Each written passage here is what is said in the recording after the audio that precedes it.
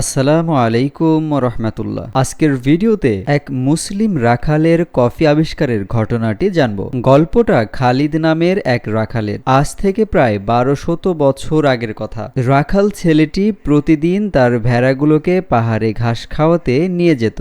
একদিন সে দেখল ভেড়াগুলো নতুন একটি ফল খেয়ে বেশ লাফালাফি করছে। ভেড়াগুলো খুবই স্বতঃস্ফূর্ত ফুরফুরে ছিল। এটা দেখে খালেদও একটি ফল ছিঁড়ে খেয়ে দেখল। ফলটির নাম ছিল লালবেরি, তেতো স্বাদের ফল। খালিদ অনুভব করলো ফলটা খাওয়ার পর শরীরের ক্লান্তি অনেকটাই কমে গেছে। খালিদের দেখা দেখি ওই এলাকার লোকজনও ফলটি খেতে শুরু করলো। কিছুদিন পর তারা দেখলো ফলগুলো গরম পানিতে ফুটিয়ে খেলে আরো বেশি উপকার পাওয়া যায়। তখন থেকেই গরম পানিতে মিশিয়ে ফলটি খাওয়া শুরু হলো। ওইগুলোই ছিল কফি ফল। এভাবেই মুসলিম বালক খালিদের হাত ধরে আরবে প্রথম কফি পানের প্রচলন ঘটে। আরব দেশে কফিকে বলা হয় আল কাহওয়া। ইয়েমেনের সুফি দরবেশরা ঘুম ঘুম ভাব দূর করার জন্য কফি নিয়মিত পান করতেন। ধীরে ধীরে মুসলিম দেশ ইয়েমেন, মিশর, ইথিওপিয়া থেকে কফি খাওয়ার প্রচলন ছড়িয়ে পড়ে মক্কা, তুর্কি ও পারস্যে। এরও প্রায় 500 বছর পর